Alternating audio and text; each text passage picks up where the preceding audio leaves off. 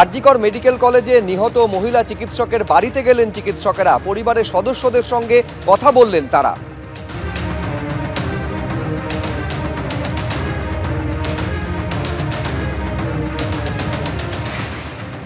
আমাদেরই বোনের মতন ছিল, আমরা ওদের পরিবারের পাশে ছিলাম, আছি, থাকবো যতক্ষণ না আসল দোষী ধরা পড়ে, শাস্তি পায়।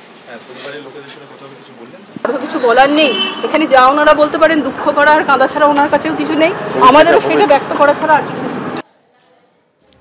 আরজিকর মেডিকেল কলেজ হাসপাতালে মহিলা চিকিৎসককে খুনের ঘটনায় এবার কেন্দ্রীয় স্বরাষ্ট্রমন্ত্রীকে চিঠি লিখল ফোর্ডা অর্থাৎ federation of resident doctors association.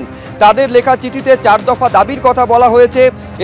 এই দাবি মানার কথা বলা হয়েছে, যেখানে বলা হয়েছে দ্রুত মানতে হবে রেসিডেন্ট ডক্টরস অ্যাসোসিয়েশনের দাবি, দায়িত্বপ্রাপ্ত আধিকারিকদের পদত্যাগ করতে হবে, অধ্যক্ষ, এমএসভিপি, ডিন, পালমোনারি মেডিসিনের প্রধান, আরজিকর মেডিকেলের আউটপোস্টে দায়িত্বপ্রাপ্ত পুলিশের এসিপিকে পদত্যাগ করতে হবে, কর্মরত মহিলা চিকিৎসককে নিরাপত্তা দিতে ব্যর্থ আন্দোলনকারীদের ওপর পুলিশ যেন অত্যাচার না করে। কেন্দ্রীয় স্বরাষ্ট্রমন্ত্রীকে চিঠি ফেডারেশন অফ রেসিডেন্ট ডক্টরস অ্যাসোসিয়েশনের।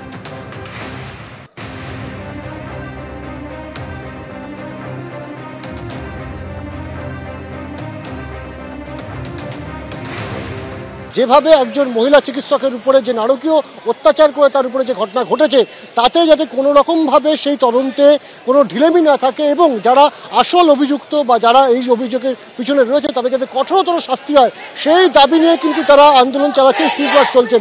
অবশ্যই এর একটা প্রভাব রয়েছে স্বাস্থ্য পরিকাঠামোর উপর, কারণ সকালবেলা থেকে এনআরএসে আমরা দেখেছি বিপুল সংখ্যক মানুষ তারা ভিড় করেছিলেন, সাধারণ মানুষ তারা কিন্তু ভিড় করেছেন পরিষেবা নেওয়ার জন্য, কিন্তু জুনিয়র চিকিৎসক থেকে শুরু করে ইন্টার্ন, পিজিটি তারা কিন্তু প্রত্যেকে পেন ডাউন রেখেছেন, সিজ ওয়ার্ক করছেন একটাই দাবিতে।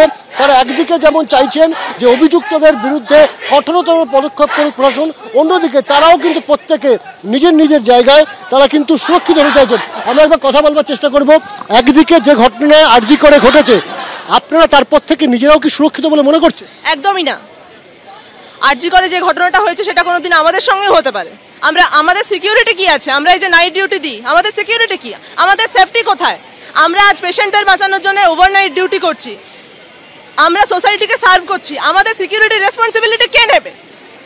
আজকে কি কোথাও গিয়ে এই পরিস্থিতি, আপনারা তো নিরাপত্তার দায়িত্বে দীর্ঘদিন ধরে বলে আসছেন, বারবার বলছেন আপনাদের জন্য সেপারেট ওয়াশরুম থাকা দরকার, যেটা আরজিকরেও দেখলাম যে রকম অভিযোগ উঠে আসছে, ফলে এই নিরাপত্তাটা কি খুব ভালনারেবল হয়ে যাচ্ছে আপনাদের জন্য? হ্যাঁ, এটা আমাদের জন্য অনেকটাই ভালনারেবল হয়ে যাচ্ছে, বিকজ সবাই তো মেয়েরা এখানে রাত্রিরেও কাজ করে। যদি এখানেই সেফটি না থাকে তো বাইরে আমরা কি এক্সপেক্ট করছি আমাদের, মানে গভর্নমেন্ট থেকে বা আরও মানুষদের থেকে? আর নট জাস্ট মেয়েদের, এখানে আরও তো এরকম আবার আগেও হয়েছে, ছেলেদের উপরেও এরকম হয়েছে। সো এটা কারোর জন্যই সেফ নয়। অর্থাৎ কর্মক্ষেত্র সুরক্ষিত নয় এবং সেই কর্মক্ষেত্রকে একদিকে সুরক্ষিত করার অঙ্গীকার, এবং তার পাশাপাশি অবশ্যই আরজিকরের যে ঘটনা ঘটেছে সেই ঘটনায় অভিযুক্তদেরকে অবিলম্বে কড়া শাস্তি দিতে হবে, এবং সেই দাবি নিয়ে কিন্তু তারা এই সিজওয়ার্ক চালিয়ে যাচ্ছে।